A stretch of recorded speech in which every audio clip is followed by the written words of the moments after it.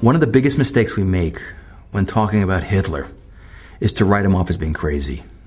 I can tell you, having studied many personalities, especially some of the most evil ones, it's a huge mistake to call someone who's evil crazy. First of all, crazy people are not rational people. There's no logic to what they do.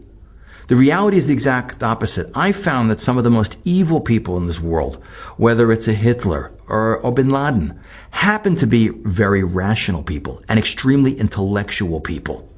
Rational meaning they have a very clearly thought out worldview, and intellectual meaning they practice what they preach. They plan to implement their ideology. If the world had not ignored what Hitler said 60 years ago, he wouldn't have had a Holocaust. Instead of going to sleep and saying he's a joker, he doesn't mean what he says, he's just bluffing. Bin Laden did the same thing in the mid-1990s when he declared jihad against America. He was largely written off, and then we got 9/11. When you look at a person like Hitler, you have to recognize he had his neuroses, but he wasn't crazy. Truly insane people end up in institutions with rooms with padded cells. Hitler was a man of tremendous potential, albeit evil, and extremely intellectual and extremely ideologically motivated. And arguably one of the most interesting aspects of Hitler is his understanding of the Jew. Far being insane is remarkably clear. Hitler saw clearly the power of the Jew in the world, the Jewish people's ability to impact the world.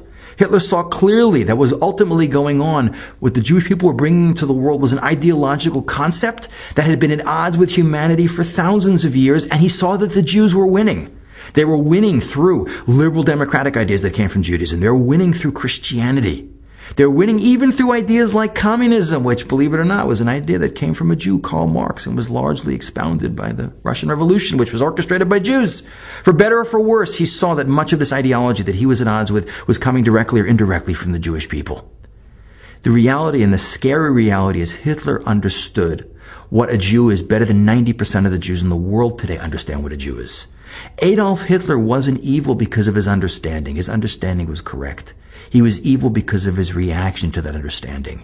He said, I see the power of the Jew in the world, their ability to change the world, to elevate the world, to make a difference that far exceeds the teeny nature of their actual physical numbers in the world.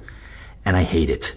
And that's what makes Hitler so dangerous and so evil and such a fatal person for the Jewish people.